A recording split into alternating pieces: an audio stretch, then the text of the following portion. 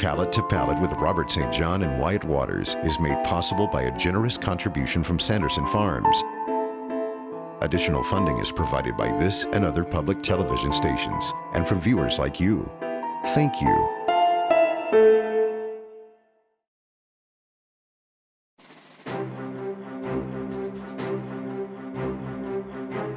So I think of myself as a leader. You are? Yeah, maybe at work, maybe certainly on these tours, a leader of people, and a leader, especially a strong, forceful leader, has a throne. Yes. Sits on the throne, commands the minions to do what he wants. So, there in Torcello is Attila the Hun's throne. I sat on it. It's crickets. I gave some orders, commanded the minions. Crickets. Where's Robert? He's on the throne. If you want two Americans who love Italy, we're your guys. I really fell in love with Italy before I even went there, just through the paintings I studied. Neither one of us are Italian experts. We mangle the language almost in every sentence, but we love this place. Turning people on to the food, to the culture, to the art, and just the entire experience. It's a great place. We're still learning about Italy. It's great to watch people experience this. We went over there and we fell in love with it. And we love sharing it with other people.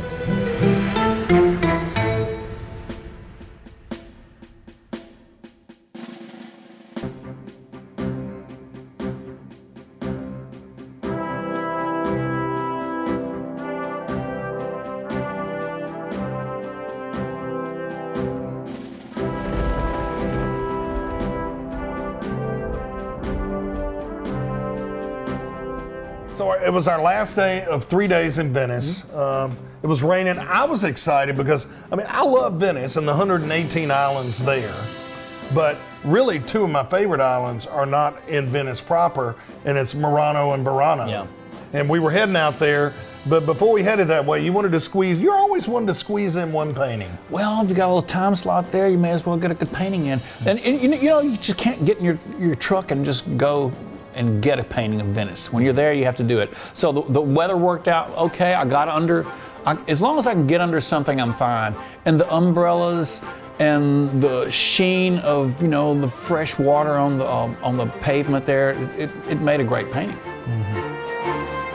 The reflections, reflections of my life.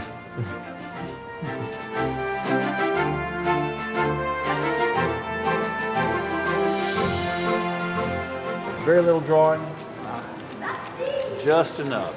The question is, how much? The answer is, just enough. But you see how shiny the umbrellas are on top? I'm already seeing a light effect. That's something I want to remember.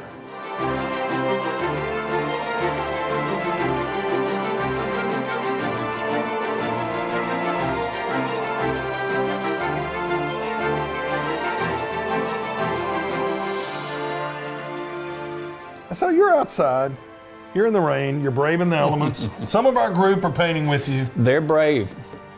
I was inside eating breakfast.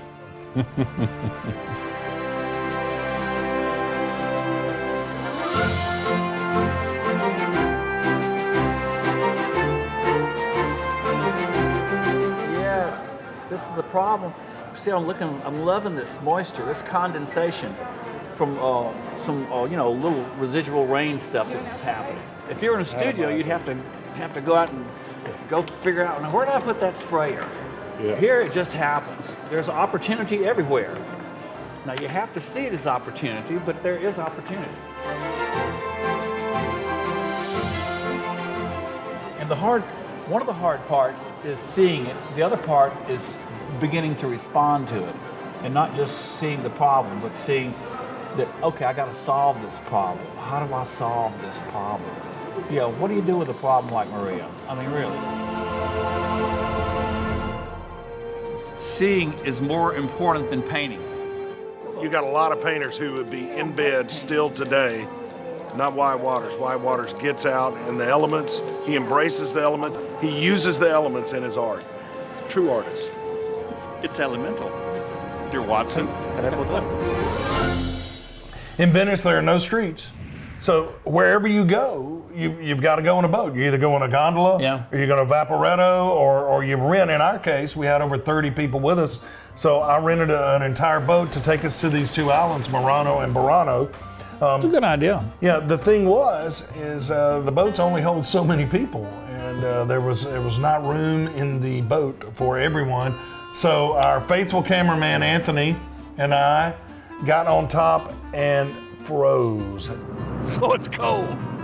Everybody's inside the boat. It was cold, I'm gonna tell you. It was Venice cold. And it's that Venice cold that goes into your bones. And so, but I sacrificed for the group. And I didn't want to get seasick. Not that I would, not that I'm not a seafaring fellow. And we ended up going to Murano, which is a very interesting place. Murano is fantastic, yes. It's just all that glass work. I didn't know the history behind all that. Yeah. I mean, the artisans there were treasures, and they made a fantastic living, but you couldn't leave. You kind of had to stay there because it was such a revered and secret trade. They didn't want people to find out how they did all that glass work. So they were wealthy, but they were prisoners. Our glass factory, the manufacturer is born in 1854. Right now we have location all over the island. What people have to watch for today, if you go to Murano, where they blow glass and they make glass, you've got to go to the right place. Because if you don't go to the right place, you're going to go to the place where they're importing glass from somewhere over in Asia or somewhere and telling you they're blowing glass. We did not do that. We went to a real deal place with hundreds of years of history with some master glass blowers. Murano was until the 1291 an island, one of the old islands we have in Venice. The Doge, the Dukes of Venice, in 1291 decided that the fire of the furnaces and the houses and the ships doesn't agree. So move all the glass factories that were located in Venice to create an industrial zone area without any specific indication. But in Murano they were located some other glass factory. So it was natural for all the glass factories to follow that indication. So people have been complaining the whole time about it's too cold, it's too cold, it's too cold. When we got in there and they were blowing the glass, no one was complaining it was too cold. They've been doing this for over 1,000 years, blowing glass like they do. And it was pretty amazing to watch the efficiency with which those guys work. The merchandise is completely handmade.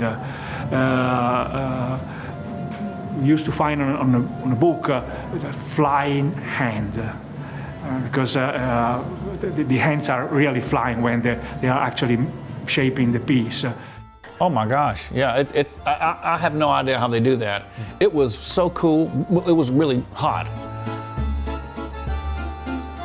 But they couldn't leave. That is right? They could not leave. They were exiles. Stay over there, They were wealthy exiles. Glass blowing is an ancient tradition in Venice, and since the year 1000, they've been doing that. But not soon after that, maybe around 1300, they moved all of the glass blowing operations to Murano because they were afraid of fire. Great liability, Yeah. You've got all of that fire, and they were afraid they were going to burn down the city. So they moved everyone to Murano, where they've been ever since, and some permanently. Yes, you can't leave. What you make in Murano stays in Murano. Is that what you were going to say? Yeah, but it didn't go there.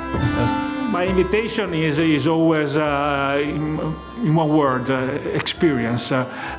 Before being a shopping moment or a memento is an experience to visit our showroom.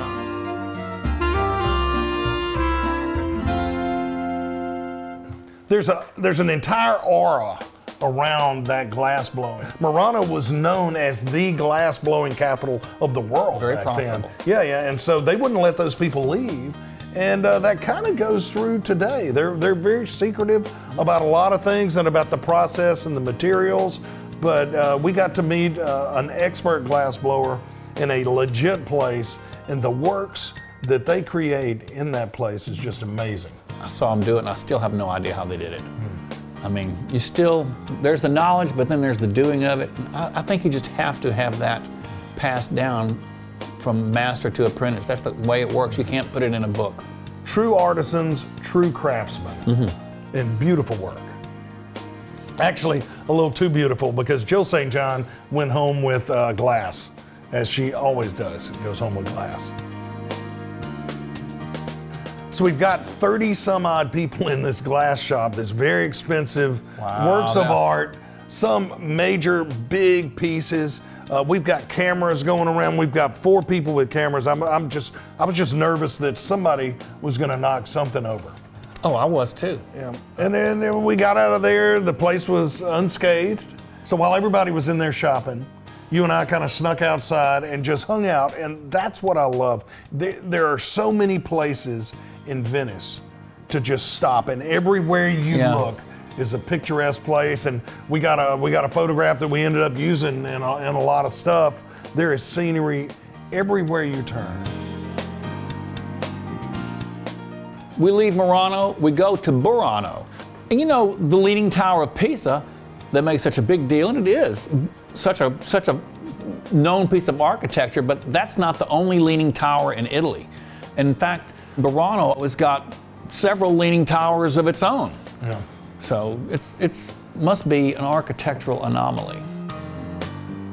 It's built on piling, so you know, things are gonna lean. That's just the way it goes. And you've got smokestacks, and you've got heavy things built with stone and brick and marble, and things end up leaning. So really all over that place there are leaning towers.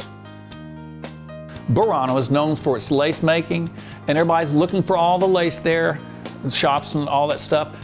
But I sit up and I do a painting because there's so much color there. I mean, unlike Venice, where everything may be very neutral, in Burano all the buildings are very colorful.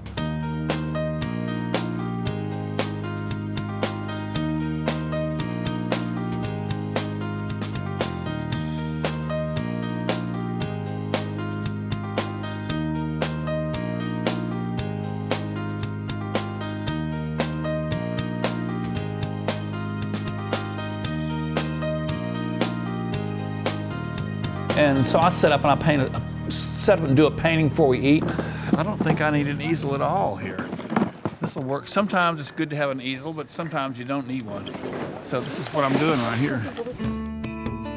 But it was a beautiful view looking out to the lagoon, and with Burano on either side of the canal and a bridge going across it. So I think it was very representational of what Burano is. Burano is a naturally colorful place because people are supposed to paint their houses fun. This is usually the kind of thing that would get, knocked out in a community in America. We would have homeowners associations, and you had to paint it eggshell or some color like that. Or here, you can't paint things gray. You have to paint things with a color. So it's kind of unusual for how we think of communities sometimes in America. Burano is a colorful place. So that's what I'm doing. I'm reflecting. When in Burano, paint houses all different colors.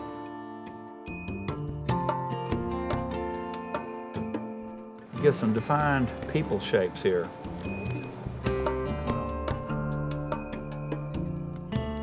It's a good day, and people get through and they come look over my shoulder and see what I'm doing. So, the thing about it, you work so well under pressure. Is we had about that much time. We sent our guests to watch this lace maker to see how lace was made.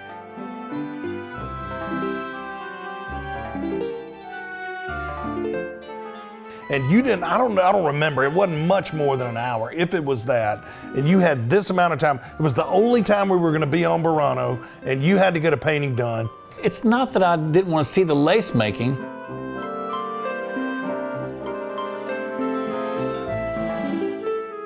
but it's either lace making or do a painting. And so, you know me. You're going to make that choice every time he's going to paint. And to be honest with you, I kind of bailed on the lace making and came and watched you do your painting.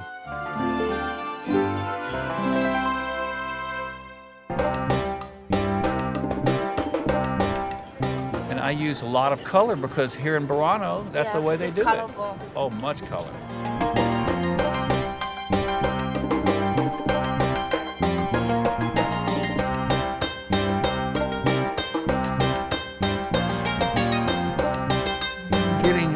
This little stuff is not anywhere near as important as just suggesting all this little stuff. This little stuff it's just the little stuff. You know, everybody wants to do the little stuff.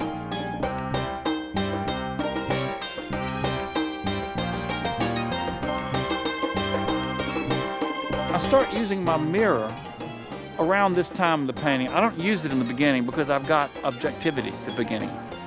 But you lose that the more you work on it, because it's your painting and you know so much about it and you have seen it develop.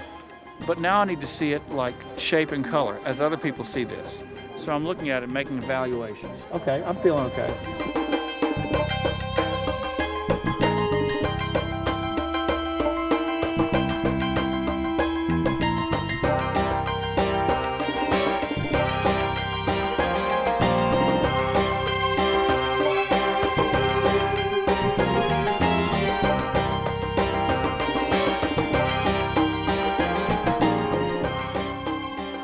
And you set up under adverse conditions, although it was a good day, and you nailed it on that painting. It's a beautiful place. In just a short amount of time.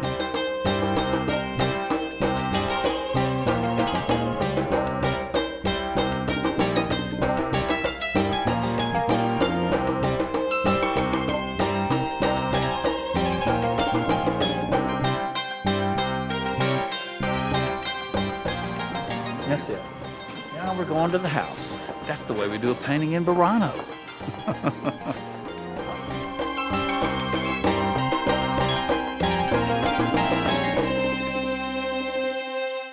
My favorite restaurant in all of Venice is not even in Venice.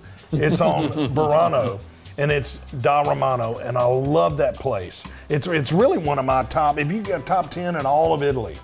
And we went there first in 2011. Our waiter Danielle was there then, he was there now. Any place that has hosted Ernest Hemingway and Keith Richards is the place I want to eat.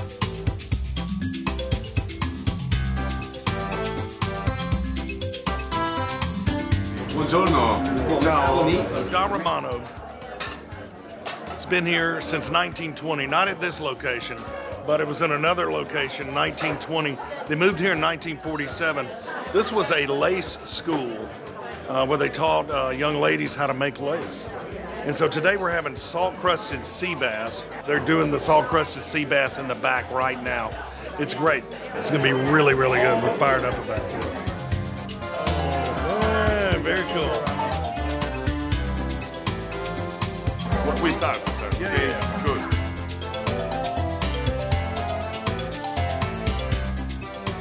When we go, we get salt-crusted sea bass, and they do it so well, and they bring it out, and it's I love that. It's crusted, and you crack it, and you do the deal, and you peel it back and serve it. And I've made it here in the States. You can do it with grouper, you can do it with salmon, but over there, when they do it with sea bass, in that room with those waiters, it's kind of the Galatoires of Burano or Venice. And there's a lot of history there, a lot of storied history, and the food is excellent. What I really liked is when they bring it out to you and they get the little hammer or mallet and they crack the shell, because the salt has made this shell all around it, and you see all this steam come up. It's just, it's really almost as good as eating it. I wouldn't say it's as good as eating it, but it's almost as good. The presentation. People would think it's going to be a salty dish. It's not salty at all. The salt crusts over, and basically that fish steams within itself in the oven, and so all of the juices and the natural juices are in there, and the fish doesn't dry out, and the fish tastes like fish. It doesn't taste fishy, but it tastes like fish, and like fish is supposed to taste. And it's very simple presentation. You crack it open, you serve the fish. It's not the prettiest looking thing in the world, but it tastes great.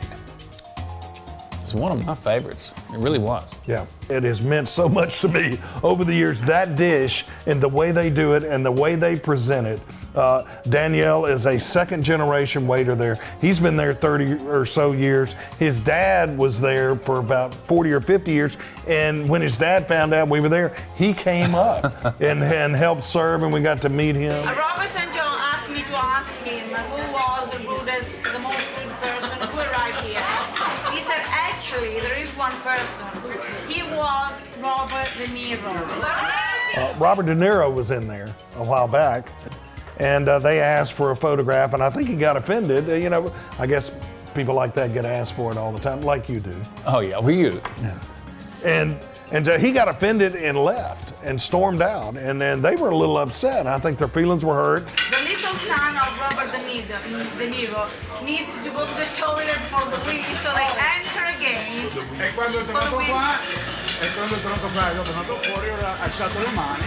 then he said, okay, I'm sorry, but we were a bit upset, and so they started taking pictures. So he was nice. He was very nice.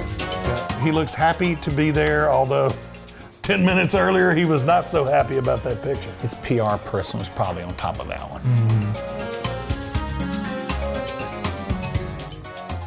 And also the walls were just full of artwork. I mean, you could barely see the walls. They collected just not even one kind of art, or some of it's great, some was just probably amateurish. They had some story behind it. It's kind of an elegant atmosphere. I mean, the waiters are really dressed up, but the food is simply prepared.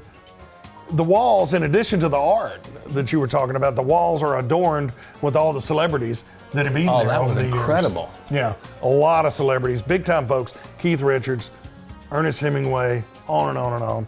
If you go to Burano, you have to eat at Da Romano. It is world-class Italian cuisine, and it's exactly what we like.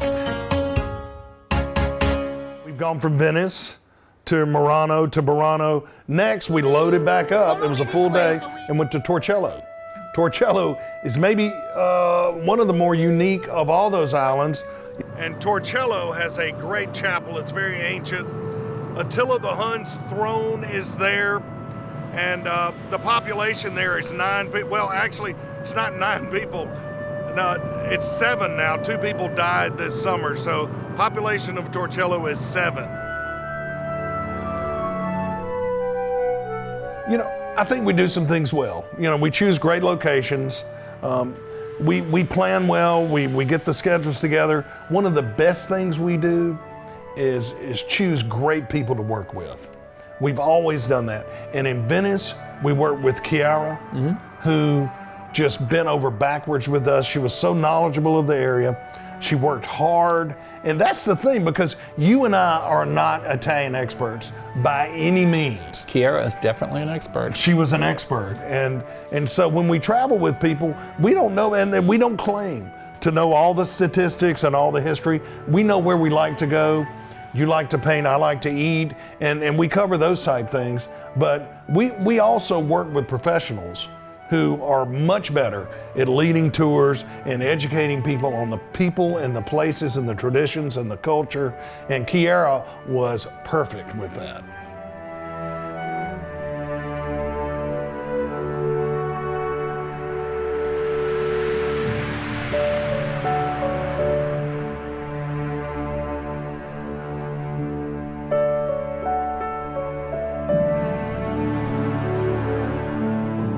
Torcello is the oldest inhabited island of all of that area, way before Venice, 5th century.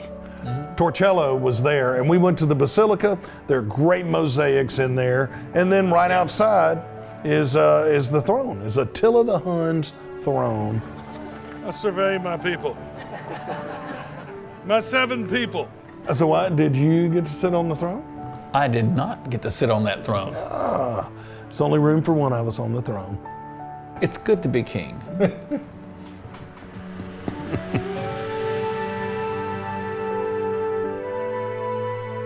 We headed back in on the boat, and we got to Venice just in time to climb the tower there at St. Mark's Square. And just when you think views can't get any better, we're up there in the tower, the sun's setting over Venice, and it's just amazing, just beautiful. Got to be the best view of Venice.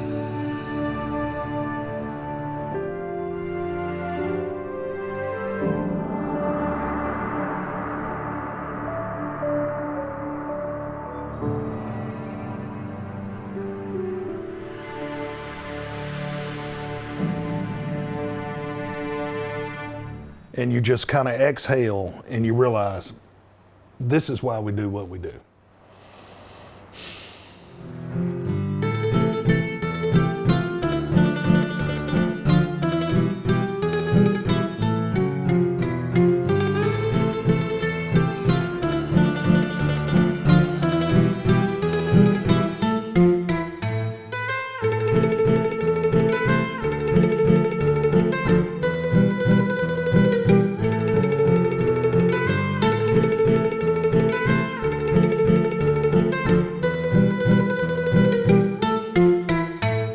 The paintings seen on today's program, plus many others, are featured in the An Italian Palate cookbook.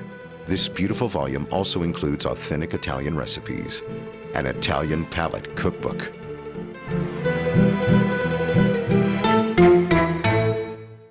Palate to Palate with Robert St. John and Wyatt Waters is made possible by a generous contribution from Sanderson Farms. Additional funding is provided by this and other public television stations, and from viewers like you. Thank you.